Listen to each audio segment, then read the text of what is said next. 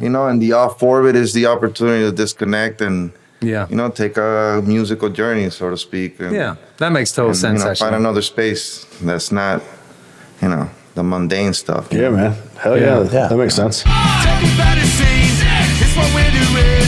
Come and check it out, it's what we're all about. 561 Music! 561 Music Festival Brought to you by Stenger, Greene and Feiner. at the Meyer Amphitheater. May 3rd. It's a free show. 20 bands, 2 stages, art vendors, food vendors. drinks vendors. There you go. Go to 561musicfestival.com for details. 20 bands will play, West Palm Beach all day. Support your music scene, May the 3rd is free. 561 Music Festival. Supported by Stenger, Greene and Feiner. Welcome to 561 Music. My name's Ben, And I'm Hector. and we're here again, but this time we have blue ends. We do. We do, whatever that means. Just the tip, though. Easy. So, so how are you, man? I'm doing good, man. Yeah. We're all dressed up because we just came back from an influencers event for Cultural Council of Palm Beach County. Social media influencers event. I felt very pretentious. It was a good time, though. Oh man, yeah. I feel very influenced though, I will say. No, it was good. It was good, man. I think some people were just there for the free food, but Well, yeah, but it was. I mean, that's why I was there. it was But good. it was good, man. It was a fun event, and we got to talk about they had 3 different groups come in, and we got to talk about the podcast, and Yeah. we got to talk about all the events happening that weekend, next weekend, and we got to talk about all the festival that day and everything, and Yeah. it was good, man. It was good. It really was, and you know, we got like Discover the Palm Beaches and all those guys. It really helped. Cultural us out. Council, yeah, they all were part of that Mosaic campaign, and they did like a lot of people asked good questions, and then a lot of people stayed afterwards and talked to us and stuff. So yeah, it was good. I think it was really good. Yeah, and the I think we made a lot of good Mosaic connections. campaign, the initiative, whatever it's called, it's through the month of May and then into June a little bit, isn't it? Yeah, so it's technically the whole month of May, but they have partners like us giving different offers and things like that. So some of the offers are for the end of May, but they are things that are good for purchasing through the end of May. But I guess it's good to be used in for an event in June or something like that for some of them. So yeah, so it's like almost like 2 months worth of stuff. And we have an offer, don't we? We do have an offer. So the festival is, if you haven't heard, you live under a rock, but the festival is 100% free. As far as admission is concerned, it's free. 20 bands, 2 stages. I mean, the price doesn't get any better than that. However, if you feel like you need to be pampered a little bit, if you are like my friend Ben here and you are very, very fair skinned and need to be in the shade and stuff like that, we do have a VIP area. The VIP area is $100. Currently, we are running a special with Mosaic with our partners at Cultural Council. If you purchase it on the website at 561musicfestival.com and you put in Mosaic 25, you get $25 off. So it's $75, and $75 gives you all day access to the VIP area. There'll be snacks in there all day. There's catered light bites from 6 p.m. to 8 p.m. You have a private bar in there, so you don't have to deal with the masses at the other 2 bars.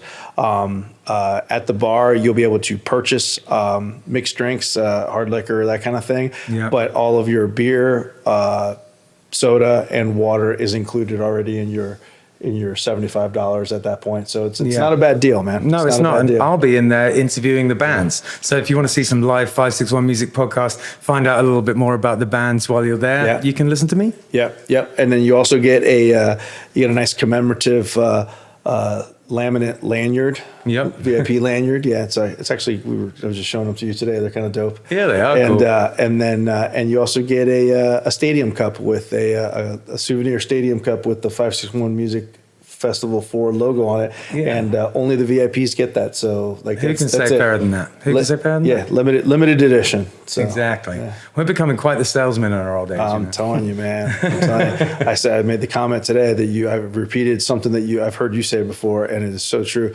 Like musicians in South Florida, man, we're not musicians. We're T-shirt salesmen. We're T-shirt salesmen that play a little music on the side. Exactly, with a little bit of a fancy act to go along with it. Exactly. Yeah. We have Off Orbit with us today. How's it going, guys? Good, man. Thanks so much for coming in. Yeah. Absolutely. Welcome to our new studio, the 561 Music School and Studio. It's nice. Nice. Yeah, Congrats. we're getting there, man. You know, it's tomorrow we're actually working on it a whole bunch. We're going to try and put some more of the sound treatment stuff on the walls, but it's coming. You know, we've only been here like a week and a half. We're getting there. Right on, man. Yeah, man. That's Yeah, cool. nice place. Huh? Thank you. So, yeah, thanks for coming. I guess we should just jump straight in and find out a little bit about you guys. So it's kind of like a trite question, but I am curious. Why Off Orbit? Where did Off Orbit come from? I mean, caveat that name came about a while ago, so I don't know exactly. Yeah, the story. The story might be hazy, but Okay. I don't know. The Off Orbit, I guess. I think that band names have different meanings even within band members. For sure. So I have no idea why he thinks it's called Off Orbit. Yeah. But for me, the on orbit is everything else. You know, it's the regular Sure. day-to-day shit that we do all the time. Yeah. Yeah. You know, and the off orbit is the opportunity to disconnect and Yeah. you know, take a musical journey, so to speak. And, Yeah, that makes total and, sense, you know, actually. find another space that's not, you know, the mundane stuff. you Yeah, know? man. Hell yeah. Yeah. That makes sense. So, Marcus, do you have any thoughts on that? Generally, just means to just be yourself. Yeah. Just if sometimes you're in a familiar vibe, a lot of people are in. Sometimes you're in your own vibe. Yeah. You know, it's just about following your orbit, and sometimes you're off Yeah. the main orbit. Sometimes you're on it, and you No, do your thing. You know? Totally. There's a Minor Threat cover from back in the day with like a bunch of sheep all sort of lined up, and then one sheep kind of like jumping out, doing its own thing, like the black sheep. And so it makes me think of that a little bit. you Yeah, know? yeah, exactly. Individuality. Right on. you know? Yeah. Yeah, especially that. because musically, that's how the band started too. Being like, let's throw a country song in there. Let's throw a reggae tune. Let's do a punk rock. Cool. And that was cool on one end, and then on the other end, it was more like sometimes it was hard for people to define our band too. Yeah, actually, that's a problem that many bands have. And I wouldn't mind talking about that a little bit. When you started out the band, did you have any ideas about what you wanted it to sound like, or was it organic? I think it was organic in the sense that maybe I was more leaning into maybe some classic rock, and maybe he was leaning more into a psychedelic funk thing. Okay. Yeah. And, you know, and just things just flow freely. There's no preconception of what the band should sound like. You know? Sure. Yeah, I think that I like the songwriting kind of guides where the band's going sometimes. Yeah.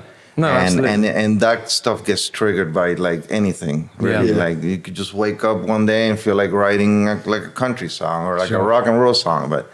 But over the years, you know, the main theme is we play rock and roll. You know, Yeah. we like distorted guitars, we like drums, we like solos, we like energy. You know, and especially now as we kind of focus more on that part of the sound.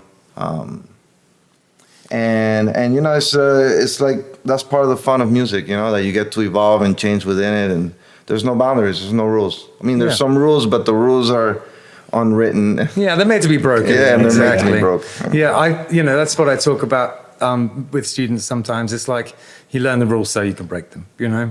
And there's that age-old argument as well about like, is too much knowledge a good thing? Like, can you box yourself in by your knowledge? And I think that like in some ways that can be true with certain people, but it's almost like, I feel like it's like you start off with this very naive understanding of music, and you'll write certain things that you wouldn't write if you learn more about it. And then you kind of get to the middle point where you start learning about the rules and you want to follow them. And I think the trick is to get out the other side again, you know, so you can start breaking them again. You know? Yeah, for sure. I remember when we were first writing music, somebody that had, you know, more experience in the biz told us, the first songs are the easy ones. Those Yeah. just come out, Yep. you know, instinctively. Then after that, you start to try to apply your brain to it. Yeah. And that's when things get complicated. But 100%. Yeah. But if I had to give one advice to people that are just write, even if you write a shitty song today, get it out of you. Yeah. I Because agree with that, you know, is Yeah. the new thing will come after. Yeah. And so, you know, like for me, myself, there's been times where I feel like I've been stuck on a song for a year. Mm-hmm. And I'm like, man, I can't come up with a bridge for this fucking song. Yeah. And then it's like until I finish it, I can't move on to the next thing, when maybe the more productive thing was just to finish that. Maybe that song didn't need a bridge. Maybe it was... You know what? I love that you brought this up, and I want to say with probably 2 or 3 of our very recent guests, we talk about this, and it's something that we've talked about over the years as well. And what I've found is just from experienced musicians is that pretty much everyone says that. It's like, and I think the reason why everyone says it is because so many of us have fallen prey to that problem, just getting stuck, you know, getting stuck in a certain spot about, you know, like you can't finish writing the song or you can't finish recording the song. And the trick is to just get to the other side. That's it. Totally. But yeah, I think musicians are stubborn souls. Mm-hmm. So it's like telling somebody to put something down. You're like, no, I'm gonna. I think there's like a this like preconceived fear, I guess, from musicians that a lot of the big national bands, international bands, put out an album and everybody says, wow, they're amazing, and then they put out their sophomore album and everybody goes, they're not quite as good as I remember them. And I think that's a realistic fear that musicians have, that they put something out and they love what they did and they have this fear in their head that like, well, what if the second thing's not as good? So they like try so hard to match that energy and match that, that level of success or that level of whatever it is that they enjoyed doing, that they liked about the first, set of songs or the first song, first album, that I think they end up overthinking it and end up roadblocking them, ends up roadblocking them. Yeah, totally. I think that, I just wanted, I'm not this productive, but I wish I just want to be like David Bowie, just keep like coming up with a cool concept, like doing a bunch of stuff in it and moving on. I just want to be like David Bowie because, I just want to be that good looking. So. I want to be like David Bowie because I want to have 2 different colored eyes. Right, yeah, and I think that I in part, like, that's why when I see bands that they write the same kind of song and they're able to consistently stay within, their sound, I'm like, I personally can't do that. Yeah, I find it hard too. I've actually come up with like a cheat mode for that, which is I have 3 or 4 different sounding bands, and I write a song, and it'll work for one of the 3. Yeah, exactly right. There you go. That's exactly right. Yeah, we morph our band according to the venue and the occasion. Yeah, and I think also that's why the band wasn't like a straight up rock and roll, which is really our roots, which is what we're coming back to. Yeah, and just really focusing on that and driving that. And but yeah, the beginning was more like adapting to our environment of South Florida, of the rhythms and the vibe that things gotta have for you to be viable. You know? Not just in in your Churchill's or Las Rosas or a poorhouse type thing, but also like carrying a night and actually entertaining. Yeah, and that's a good point, and it's something that I think about as well. And a question I wanted to ask you, which is, do you do those kind of gigs sometimes where you got to play the 3 hours? Yeah, we do. And to be honest, it's just a way to keep pumping, funds into the band to keep producing good quality, productions. It's what pays the bills. Yeah, because sometimes really there's nothing like playing 30 minutes, balls to the wall. Yeah. That's so much fun. Like for me, it's like letting it all out in 30 minutes. Yeah. Totally. It's great, but you have to also expand yourself a little bit if you can. Yeah. Some people, it's not in them to do it, and they succeed anyway because they focus on what they do best. Yeah. And I hear you. And Killbillies does that. That's the model for Killbillies too. Is we do those 3-4 hour gigs where we play like some traditional songs and stuff and cover songs. And then we have our original sets. Yeah. It affords us the time to be able to do those original sets of, like you're saying, 30, 40 minutes, balls to the wall, all original. Yeah, all your stuff. Yeah. But I enjoy the 3 hour sets too, man. Yeah. You get to do some. You were just saying David Bowie. We just did a gig where we did a couple of David Bowie songs, acoustic. Oh, nice. and I had like the harpsichord and stuff. Oh, wow. Like, it was just a different thing. You get to try. Yeah, you're not in a rush. You're doing a 30-minute set. You're not doing that. You're just throwing your fastballs out there, and you're getting out of the way. Yeah, So I think there's also like a difference between, like someone who sees themselves as like an artist, and then someone who's like a musician, someone who just likes playing music. Yeah. And if you're like that kind of musician, which I definitely am, I love playing music, then 3-4 hour sets are just a lot of fun. You get to stretch out. Yeah. You don't have to pick up your gear so fast. Yeah, exactly. Yeah. A lot of worse ways to spend 3 hours. Yeah, for sure, man. I can't believe there's ways to get paid You know for what I'm it. saying? Like, Definitely. There's been I can't even tell you how many times, and a number of times that I've shown up to a show, one of these 3-hour shows that we're going to do, and I'm in a bad mood or I had a terrible day or whatever. We're 3 songs in and I am like grinning ear to ear and smiling and looking at people and just having a great time. Yeah. And Hector's discovered the cheat mode in the recent years, which is if you smile, it makes you happy. You can go backwards with it. There's been studies done on that, on the psychological effect of just smiling. True story. True story. I mean, like I said, I'll show up to a gig and I'll have a bad day. I've been in Killbillies almost 5 years now. Wow. That's wild. But when I first started in Killbillies, I was notorious for just kind of very straight faced, didn't smile or anything. And he was like, and he's like, man, you got to smile because you got to smile because you got to look like you're having a good time. Otherwise, the audience doesn't have a good time. Now I show up and I smile no matter what mood I'm in. The problem is, like he said, it's not a problem, but the side effect is I start smiling, and within minutes I'm actually in a good mood because I'm smiling. Totally, it's mad how it works. Yeah, it's crazy. No matter where you play, like I always feel like musicians are ultimately playing for themselves. Yeah. Like the music it's making you feel good. That's why we like to play it. Yeah, absolutely. I think it's like a combination of wanting to communicate something that you feel, and then also just the dopamine that's released when you play music. Absolutely. This feels so good. When it hits, you feel no pain, as Bob Marley said. And I just do it because I like seeing the ladies smile. That's just me. That's never a bad thing. That's a bonus right there. Yeah, that's the bonus fun. So how busy are you guys? How much are you guys playing? I mean, right now we're probably averaging a couple gigs a month. Right. We have like Tarpon, what's it called? Tarpon River? Tarpon River Brewing, Yeah, we've been playing there regularly for a while. Yeah. And it's fun because you start to see some people that come back around and see you the second, the third time. And so I think I've done a solo set there before on the Sunday. Yeah. That was it. Yeah. And you got that outside bit where you just kind of like, is that where the bands play too? When you walk in on the outside, like the outside patio. Yeah. I had a fun gig there actually. It's cool. Yeah, place. man. They have a good sound. Yeah. Now, what's the lineup? Is it like how many other people are in the band, or is it just you guys? Or and drummer, bass, lead vocal, 3-piece. guitar, and it. drums. I like it. Will's at home. Yeah. I tell you what, he's here in He's here in yeah, spirit. big up Will.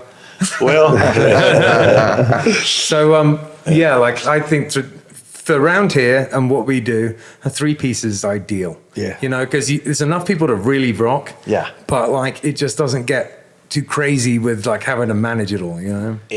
We have experience. We started the band because when we started the band, I had this whole idea of a big rock band, like a big sound, like with percussion and keyboards and like Santana even a saxophone player. Yeah. So at some point we went out there with maybe 6 members. Yeah, and it is fun. And it was fun. It sounded great when it sounded great. Yeah. But then when it wasn't coordinated, it started feeling like a mess. And there's always, in a band that big, there's always, I mean, not always, but there's often like 1 or 2 members who are unreliable and, it's hard to keep track. And people start getting bent out of shape about each other and form groups and stuff. It's just more management. Yeah. So it takes a little bit of the fun or spontaneous part of the music. Yeah. Because totally. more things are got to be planned and coordinated and arranged. Yeah. And it takes a lot of hey, do this, do that, and it just starts taking the fun a little bit out of the whole thing, because it's just a constant. If you want it to sound right, you know, because if you want to have percussion and saxophone in a little bit of a hard rock band as it started, now it's, you know, it's coming back around to being a little bit more edgy. Yeah.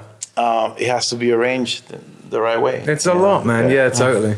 We Plus have the a band. budget's got to be bigger too. You know, Yeah, exactly. That's it. Well, that's it, isn't it? That's and like, you know, when you're trying to do music and you're trying to, you also have musicians that you look up to and bands that you look up to, and you see all these other bands, these power trios that are just destroying it. And you're like, you don't need more than that. Nah. Like, if you're gonna rock, you're gonna rock. That's what's crazy is the amount of sound that can come out of a 3-piece. I mean, even Killbillies, we're an acoustic, you know, folk punk band, and the amount of sound that we make with just the three of us, and we don't even have a drummer. These guys play foot drums. They play a kick and a snare with their feet. Personally, I have a lot more fun in a trio than a big band, because I also had to live myself. Yeah. You know, to give room to all the other instruments. Yeah. So in the power trio, we just let it rip. You know? Yeah. Just let it rip. We have another band that we play in Nina's Yard Party, and when that band is at full capacity, I think the biggest version of it was a show we did in New York,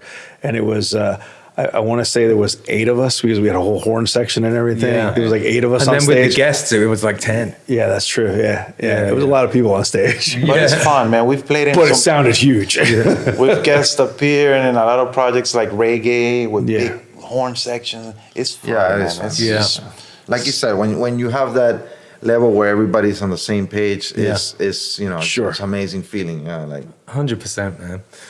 So you were talking about the fact that you got back to your sort of back to rock, like back to the roots a little bit with the music. What prompted that? And A, and B, who would you say you sound like? Who are the influences when it comes to the rock that you play? Like the harder stuff you're coming back to. Oh man, I mean, I come from like my bands, my first bands, I guess, were like Guns N' Roses and AC/DC and Aerosmith. You know, guitar, blues, a little edgy rock and roll with good melodies and amazing frontmans and things like that. You know, just proper like balls out proper hard rock. Stadium rock was for me. Stadium rock for sure. And then when the grunge, you know, and then I got in. That's how I progressed, I guess, into the grunge, and then I went back into the '80s metal, Iron Maiden type thing that came before the Guns and all that. Yeah, and that's pretty much. And then, you know, just the experimental side of bands like maybe Radiohead and people like that show you that you can do a lot of things in the studio and get really creative with a lot of things. For sure. And so it's a alternative hard rock roots thing, you know? Yeah, Radiohead is someone that the first proper concert I went to was a Radiohead gig when they were touring the Bends back in like 95 or something like that, 94, 95. And I love Radiohead. I've always loved Radiohead. I don't listen to them that much anymore, but when I was a teenager, it was the only thing I cared about. I feel like I burned them in my brain that I don't really have to hear them. They're already there. Exactly. But you know, on what you were saying about like what led to the changes in music, you know, it's something that he mentioned earlier that's so true. Like, ultimately, we want to play music, but we want to play on stage. Yeah. We want to get hired. We want to get gigs. You know, and over time, like, you know, in order to acclimate to our surroundings, I think we started lowering more and more the distortion and looking for other ways to generate that music energy, you know, funk rhythms and psychedelic stuff. Yeah. But, you know, times have changed. And, you know, and then distortion is not as unwanted or as underappreciated as it once was. That's true. You know, and so now it's like we feel like we can turn back on the guitars and play loud and people like it, you know, and it's...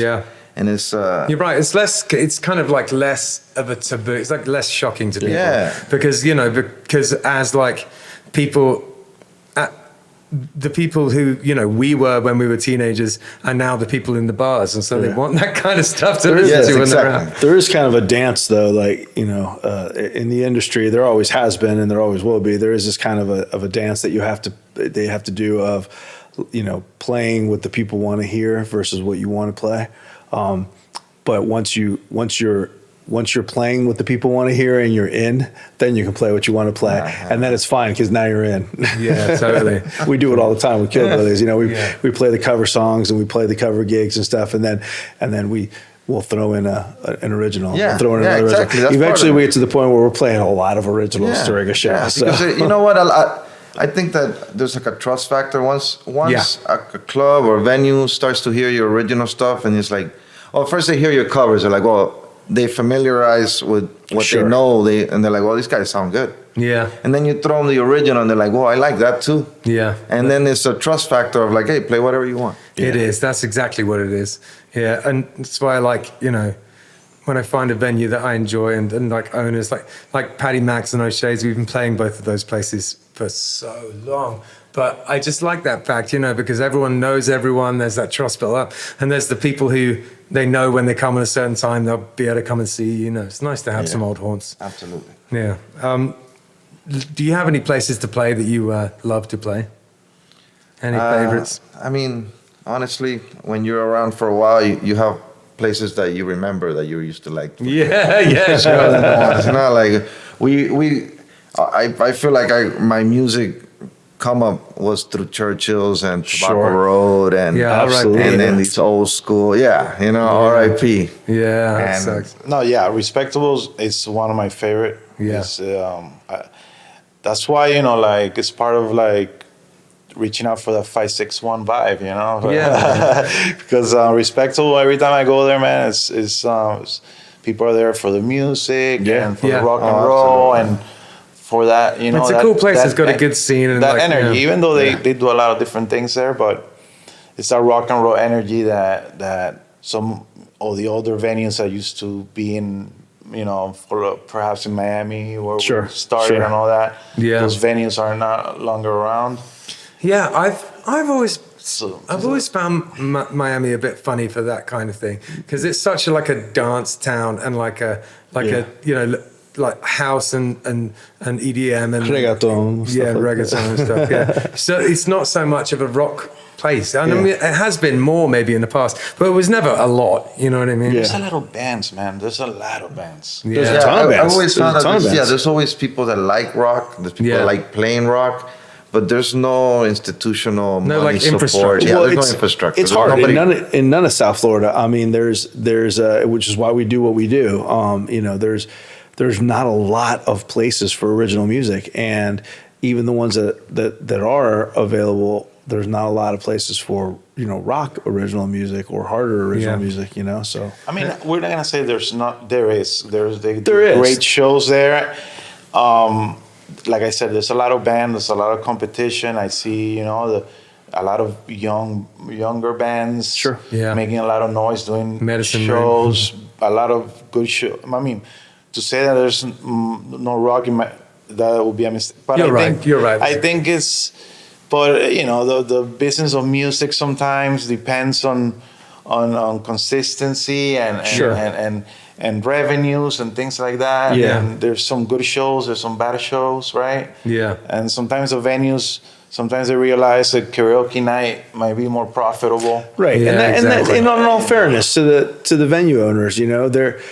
They get into it because they love the music, but they're in it to make a living and to make money. Absolutely. And so I can see both sides of it. You can't fault them for wanting to, like you said, put a karaoke night where they know they're going to pack the place and they're going to make money off the booze versus an original band that nobody knows that maybe they get 12 of their friends out. You can't fault them for that. Yeah, but from my it is limited frustrating. experience of being involved in running a bar, it's tough. The margins are tight, man. Yeah. The No, margins are it's tight. hard. But It's also, hard. I think it's not impossible because we've survived in an environment of cumbia and reggae and funk. We've survived with everything we do in the band is from the band's work. So, we've survived in that environment. So it's about staying active and creative.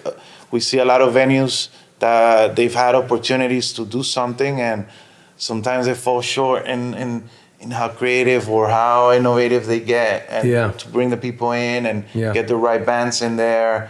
and I think there's something in the fact that you said survive as well, because I feel like the people who do this for a long time, who do this for life, realize that it's always a hustle. It's always going to be, and it's just making your own luck, And unless you get incredibly lucky, like that's what it's always going to be, and part of that is creative. It forces you to make more interesting decisions sometimes. It forces your hand. It's like necessity is the mother of invention, And it's just a simple reality of life that most of the life is the actual journey. It's not the destination points that you get to. Yeah. So, you know what I'm saying? Yeah. So that's what you're actually doing. And I could say that for a time, for a time you're gonna go play a gig and you're more worried about how financially successful the gig's gonna be more than you're worried about the set you're gonna play. Yeah. But I think over the years, especially in small situations where music is denied from you and you're not playing as much, you realize really what you want to do is to play, and to sound as good as you want to sound, and to going back to those 3-hour sets. Like there's times that you reach points musically in those sets that were never rehearsed. Yeah. And it's like lightning in a bottle moments that you're like, man. Yeah. And you can never get there unless you actually playing those gigs, or unless you're you're actually extending the music. And so I think that's definitely plays into it for sure. Yeah, no doubt, man. You guys ever played at Propaganda in Lake Worth? Yeah, played there. Yeah. That's That fun place place. That's a good spot. That's yeah. fun. So it's small, but it packs a punch, man. Yeah, it's fun. man. I do remember when we played there, it was loud. The sound There's was a period of my life when I virtually lived there. Yeah. I was in a band with the guy who ran it for a long time. Yeah. So Okay. I was just always there. There are venues that they survive the eras like Propaganda, Yeah, they just turned 16, man. Yeah. Yeah, man. there's Yeah, some big up venues Propaganda. that- Propaganda rocks for sure. All right, so I think now's a good time for us to listen to some of your music. Does that sound good? Oh yeah, man. All right, right on. Cool. Wicked. Let's rock.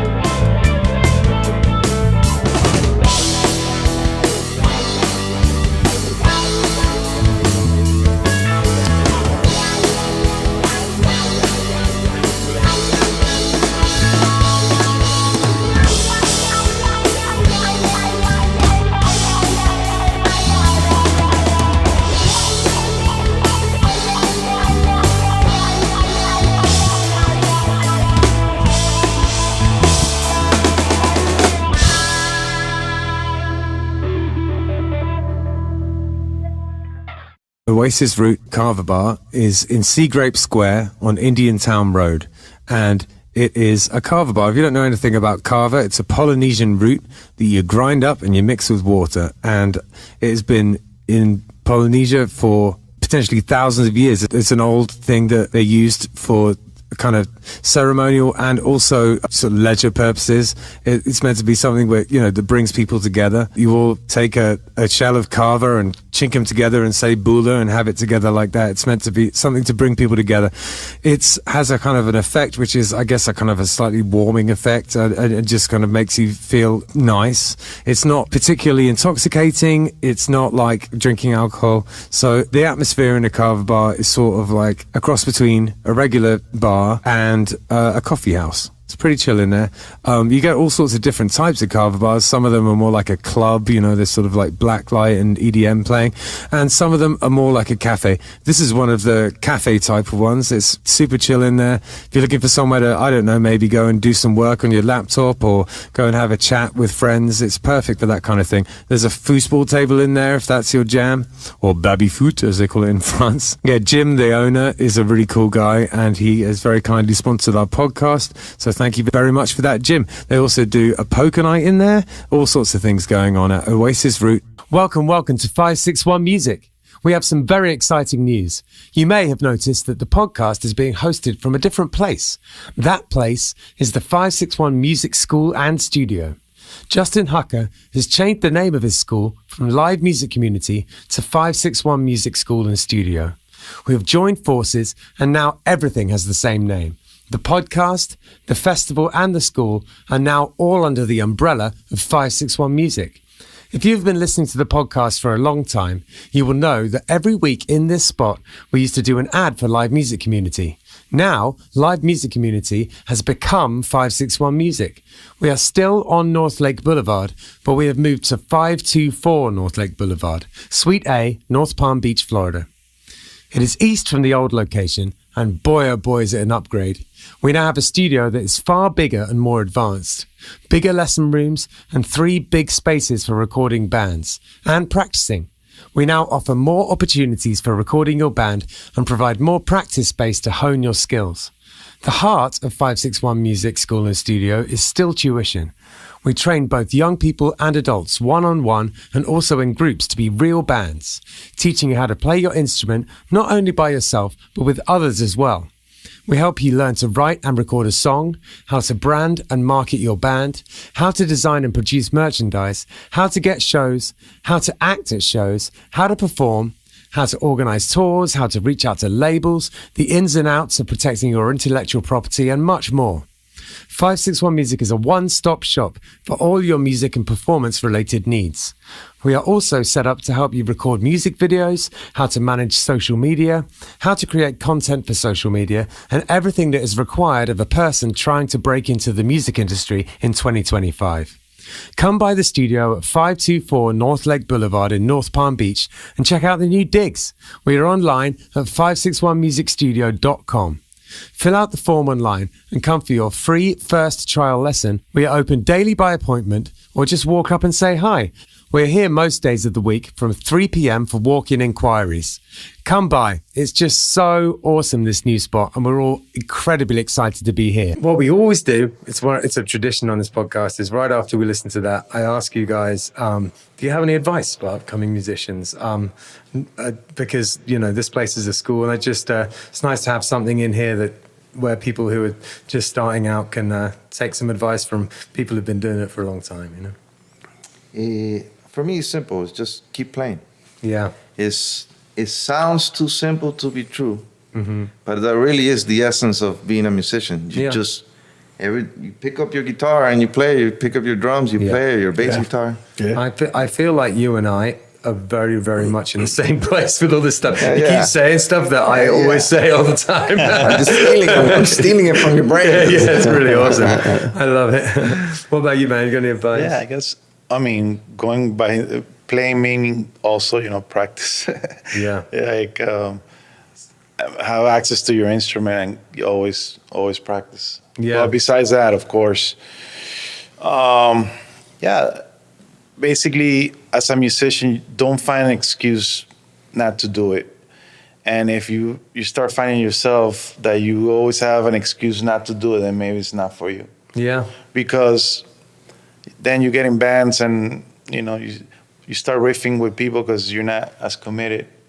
And it goes the other way too. Sometimes you're super committed and other people aren't, but you shouldn't take that personal, because sometimes what the band is to you is not to that other person as well. Yeah.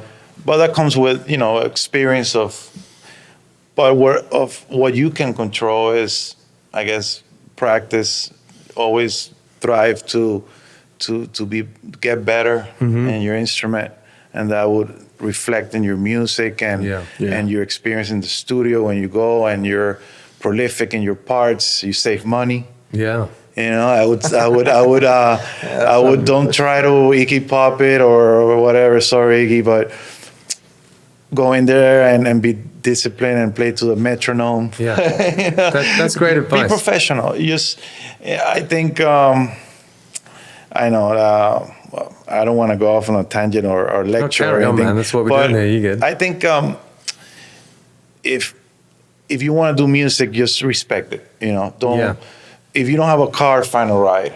If you don't have money for rehearsal, you know, get me next week. This week, I'll get you the next one. And, you know, pay back your bandmates, of course. But Pay back your bandmates, man. That's a big one. But yeah, that keeps bands If you don't together. have a band, if you don't have money for a band, rob a bank.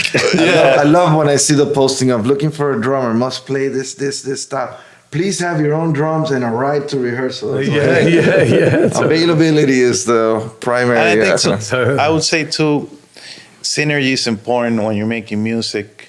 I know sometimes we want to, as rebels, as rock and rollers, we want to fit, you know, squares into round holes, you know, because that's what we want. We want to break rules and you know, but sometimes synergy is important, and music is very important to make music together. I mean, we're brothers, so we have that, you know, already built into the relationship, but we also have a lot of synergy in music, you know. It's like we don't we let everything flow, and we support each other. Maybe because we're brothers, we go out of our way to support each other that way. And you know, I don't know why, but I didn't realize that you guys were brothers. There's some other bands, brother bands that hate each other and stuff like that. But hey, it happens that we hate each other. He hates me now. But we make it work. It's a hate in the sense relationship. that they can't work together, you know. I guess we have a working and understanding of work and things like that. But I went off a tangent again. Well, no, it's fine. There's nothing like playing with your brother. I've played a lot with my brother over the years. He lives in England now, but it's a good feeling, you know. And it's just it comes back to something that I talk about a lot, which is just like when you're playing with other people, it's like another level of communication. It's like the only way you can really communicate certain things, you know. Just I don't even know what those things are, but you know in the moment, you know, when you're playing together. And you know, like going back to something we were talking about earlier, like getting stuck on music and stuff. Like I think sometimes you know, a hidden benefit that since we're brothers, and so there's another level of connection, that if I'm stuck on a song, I just maybe lean into his songs, and you know, like try to get as much out of his songs as possible, and nice, and ride somebody else's creative wave onto mine picks up again. I think sometimes, like we've been in projects before where, like, instead of that kind of attitude, there's a competitive attitude of whose song is better. When really it should be like, well, let's just do both songs. Or a certain jealousy, perhaps. Or like there's always like some kind of power trip, you know. In life in general, there's always a freaking power trip. It's funny how that arises, isn't it? And it's even like I try to be very conscious of feeling it in myself, because there's no real upsides to that kind of defensiveness and jealousy, but it just comes. Sometimes it just rises up and you just. It's funny though, like, you know, with Killbillies though, like. There's a ton of stuff that Ben's written. Just it was already there when I joined, you know. But then there's stuff that Ben's brought to us almost complete, and we just kind of put our flavor on it. But then we're at the gigs and Ben will say, here's our song and here's our song and here's our song. It didn't matter who wrote it. There's been stuff I've brought to the table and then Ben and James kind of put their spin on it and stuff, I like, we're pretty democratic as a band. To the point that like, actually there was a song, we haven't recorded at the Fight or Flight one. Yeah. So we haven't recorded that one yet, but like even that song, I remember being in your studio, and it just that what you guys were just talking about just reminded me that. I remember being in your studio, and we were doing the demo for it to give to James. I brought the song to you, and then you said, and I just about brought the song almost complete. But it was just a matter of you guys putting your own spin on it, and Ben said, because Ben pretty much sings everything in our band. We just sing backup and stuff. And so Ben actually, asked, like, hey, is it okay if I sing the song? And it's like, yeah, I don't care. Like, it's like I'm not upset about that. Like, go ahead. Like, that's the dynamic of the band. I wrote the the bulk of that part of the song or whatever. But sing it. Like, that's the way it works. I think I like in through my experience in music, like I enjoy more that part than me coming up with an entire thing by myself. I hear you. Like the fact that I gave you a riff and then you came up with something that my brain never got to. It's like a whole nother spin on it, like you were saying.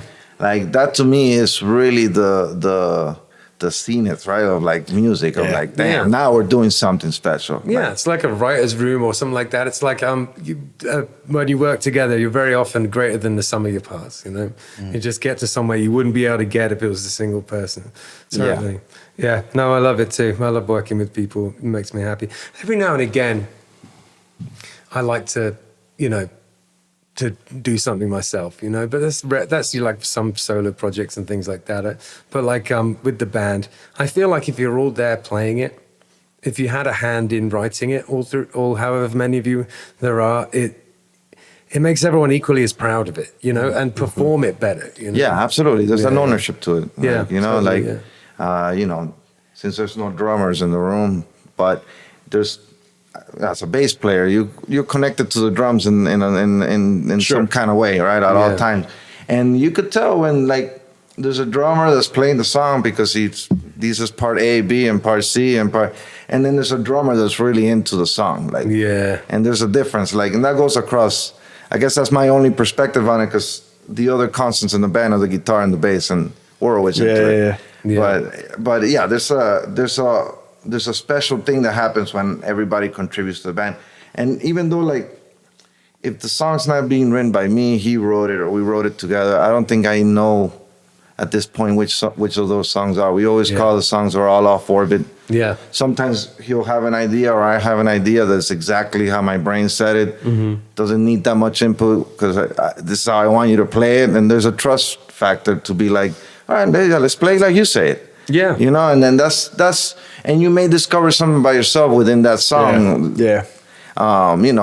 Like for me, if there's been times where, I'm playing the bass, but I'm trying to riff on the bass, like every bassist trying to find every fucking space we can put a bass note in there. And he'll be like, no, just play it power chord. Like, but then you play and you're like, oh yeah, And one of the new songs that we're playing now, it morphed that way to now where when I'm playing it, like in my mind, it's a power kind of power approach as opposed to riffing and some that I wouldn't necessarily have come up with myself. But knowing when to be simple is tough.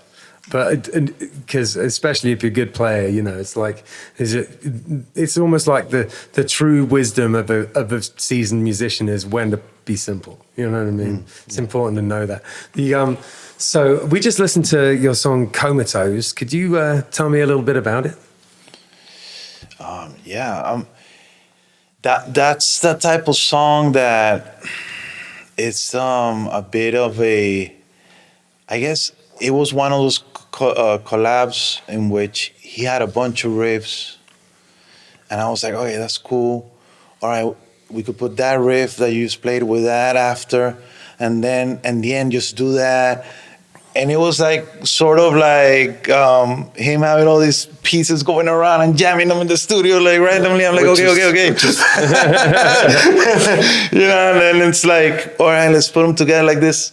And it's one of these It's a song with a lot of peaks and valleys and changes. Yeah, cool. Is it? What's it about? Well, so the main theme of that song was, as I was writing the lyrics, was listening to a lot of like Pink Floyd at the time. I'm listening to Comfortably Numb and stuff like that. And then, like as I was listening to these guys telling us pretty much what was going to happen as far as society and that kind of apathy that's growing and all that stuff. Yeah. And I'm like, well, we've way past Comfortably Numb at this point. We're from numb to comatose at this point. Like, and that's kind of what built that theme of that song in my head. And that's kind of my personal writing approach. Like, there's an idea or a feeling, and then the words just kind of come out. Yeah, cool. And like it's funny how he says I had a bunch of parts, because that's also something of a cheat code for me. That's built into trust. Yeah. That sometimes I just have like a jumble of ideas, and I'm like, dude, help me like piece it together, because it's like you go through these cold periods where nothing is really sparking in your brain, and then all of a sudden it's like you can't keep up with how many new ideas are flowing. And it's good to have collaboration with other musicians that help you kind of piece it together and pass it out, make it make sense. Yeah, exactly. Sometimes the drummer ties your song, you come in a riff and drummer plays some just spontaneously, and you're like, all right, that's it. You just play to see what happens. Yeah. Sometimes you just have the song in your head and you just want specific. It's a matter of trust and that collaboration among bandmates to just have an open floor. Sometimes sometimes your drummer will tell you, no, we should play like this, and you should trust them too. Yeah. Mm-hmm. Yeah, totally. No, you got to do it sometimes, all the time, really. Listen to each other with open minds. It's important. Yeah, and even the drum parts for that song in particular, it's not like when I was coming up with these riffs in my head that I already had the drum parts written. Like, that's not. So even during that process, playing with. Through the band, the song kind of comes together. It kind of coalesces on it. But. Totally. What have you got coming up? What's in the pipelines outside of course 561 Music Festival, which is coming up on the 3rd? You've got what else is coming? Definitely. Well, we got our next gig is 561 Festival. We're looking forward to that. I mean, we're gonna rock hard. Hell yeah. So get ready. And after that, we have a couple spots that we have regular sort of every other month residencies, nice. Around the Hollywood, Fort Lauderdale area. Where's the best place to find out where you guys are playing? Instagram, Off Orbit. We post everything there, and we still do Facebook and TikTok. Facebook events. And our main page at the Off Orbit at Bandcamp. Bandcamp. Yeah, cool. That's where everything is at. Yeah, all these links are in the show notes. But by the way, guys. The gigs definitely IG, Instagram. We promote. We try to get the word out. So that's how and just in the studio, things that we can control is just to keep creating and figure out how to get in the studio and get music down. So what's the? Do you think that, are you currently working on anything new? Is there anything that's going to come out soon, or are you kind of at an earlier stage? Yeah, we started recording tracks already for our next singles that we're going to be releasing. That's great. Working toward hopefully a full album.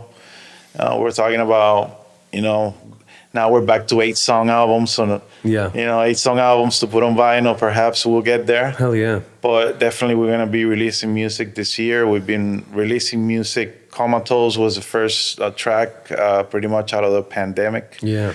We released it in 2021, and every year we released at least a new track or two. So those are the tracks that are posted right now on our Spotify. Yeah. But we're going to have music. We recorded drums in this awesome studio in Miami by Wynwood. What's it called? Sunburn Studios with Mr. Ryan Haft, cool. Very professional engineer and on point, man. Great sound. We had a great experience, and yeah, man, we our albums, we kind of, our songs, we kind of Frankenstein them from one studio to the other. Ryan was great to lay down the foundation, which is the drums. Yeah. Drums, the drums is what the foundation for other recording. Yeah. So that's very important. That's the unsung hero right there, the drums. Totally. And Castles made of sand, and slip to the sea eventually. So That's we need it. to find the best studio possible to get them down, and Ryan definitely has a great studio there at Sunburn. And after that, he has his home studio. He gets a lot of stuff down there. We have some nice equipment to record, and then I have all the studios. I've worked with the legendary, the Hialeah legend Fernie from North Shack. Right, gotcha. Perhaps we might go back there and do some guitars, but with an open mind. We have a new ally. We have our other engineer that mixes our everything. For example, you talked about Comatose. I remember him being like, "Man, yo, this guitar tracks again drive this guy crazy." It was like COVID, everybody remote, nobody, no face to face, or email, or like phone. And he's like, "Man, our dude Alex from Orbita Music, man, you threw him all these guitar tracks, and that man just puts them right where they need to be, And I was like, all right, that's my guy, Yeah, sick. That's awesome. So we have a sort of collab everywhere of engineers and people that are great at what they do, and for us to piece it together, and like a creative keep it network within a manageable budget and a good quality at the same time. Yeah, we also we've been experimenting. Like I've been getting a lot into video and video editing. and some animation stuff. We have a video that for Goodbye Endless Summer on YouTube. That's like all animation and sick, and some stuff like that. That we've been talking about doing some additional stuff with the new songs, and you were talking about earlier that you're not a musician. You're you sell shirts and you play music for It's like, no, you're not that. You're like a video editor. You're a content creator. You're a content creator that's pushing music. We're taking the video production, forward video production to a new level this summer. Look at us right now. Look what we're doing. You know what I mean? Yeah, exactly. 100%. And on that same note, I mean, we're very grateful for what you guys are doing, putting them together the show. I mean, absolutely. Being a musician and then on the side also doing stuff to expand the scene at large is something that is very much needed. I tell you what, we really appreciate it, man. Thank you for having us. That's kind of, thank you. Yeah, just that. The more the merrier, like if you're out there and you're watching this, go and start a podcast, go and start organizing a festival. Let's get more of this stuff going on, Yeah, absolutely. Yeah, we have a little thing called Jam Life too on Instagram. When we do events, we organize and we bring other bands. We have this Jam Life thing that we promote all the bands, equally, and that way we could full on promote other bands without feeling like we're putting perhaps our band name in some type of disadvantage or whatever. Sure, yeah. We have one seal to promote, and that way we give 100% to all the bands that we put in our lineups.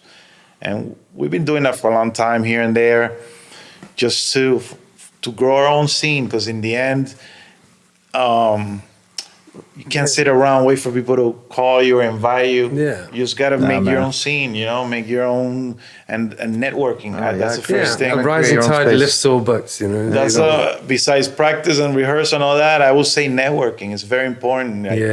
Make friends, try to, that's meet absolutely people, true. go to gigs, invite other, network, organize shows, create your own scene. Don't just wait for people to call you or invite you or whatever. And that way, hopefully, that's energy goes around and the scene just grows. Because in the end, South Florida bands always complain about one thing: there's no people at the gigs, or there's not enough gigs. There's not enough gigs. There's not enough venues, or this and that.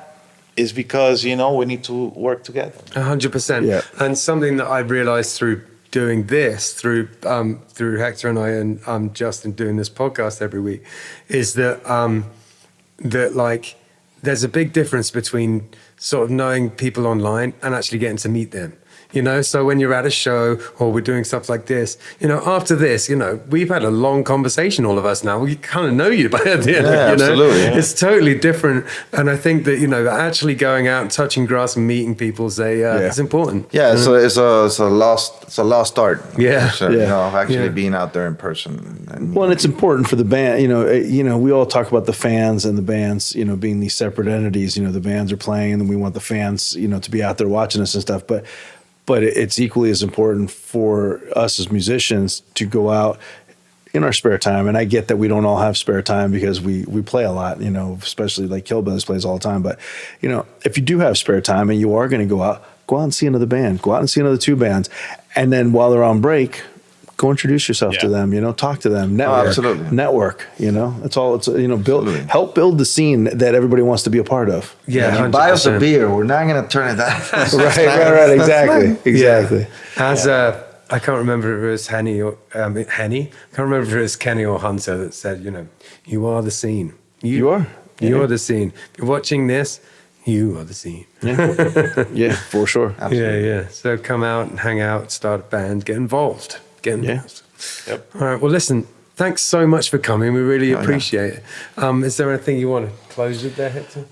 Yeah, I mean, we're this episode actually airs next week, so it'll be right before the festival. So this is literally the festival's tomorrow if you're listening to this episode. No way. Do it. Get out there. So yeah, get out there, Well, what time check we it out. playing at 2:30? You guys are playing at 2:30 at the Thunder House you stage, go. which is on the north side of the field. So get out there, support these guys, support all the bands. There's going to be 20 bands playing for you. There's going to be food trucks out there. There's Gonna a have VIP shirts. area. Yeah. There's merch. There's going to be merchandise booths. These guys are all going to be selling their gonna set merchandise. up a kissing booth. Support them. Yeah, hell yeah, man.